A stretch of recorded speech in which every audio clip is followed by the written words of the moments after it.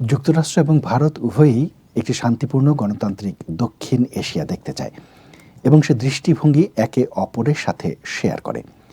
WEON-এর সহকারী সম্পাদক সিদ্ধান্ত সিবালের সঙ্গে কথা বলার সময় এ কথা জানান ভারতে নিযুক্ত মার্কিন রাষ্ট্রদূত এরিক গারসেটি।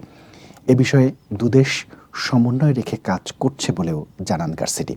বলেছেন, বাংলাদেশ হোক বা অন্য যে কোনো দেশ, ধর্মীয় সংখ্যালঘুরা যেন নির্যাতিত না হয়, এবং তিনি মনে করেন সামনে একটি সুযোগ আছে। যুক্তরাষ্ট্র ও ভারত উভয়ই যত দ্রুত সম্ভব বাংলাদেশে গণতন্ত্র এবং গণতান্ত্রিক নির্বাচন দেখতে চায়। এটি বাংলাদেশকে তার পরবর্তী অধ্যায়ের সূচনা করতে সাহায্য করতে পারে। মার্কিন রাষ্ট্রদূত মনে করেন, অতীত সম্পর্ক নিয়ে ভাবার সময় এটি নয়, বরং যুক্তরাষ্ট্র এবং ভারত একসাথে কি করতে পারে তা নিয়ে ভাবতে হবে।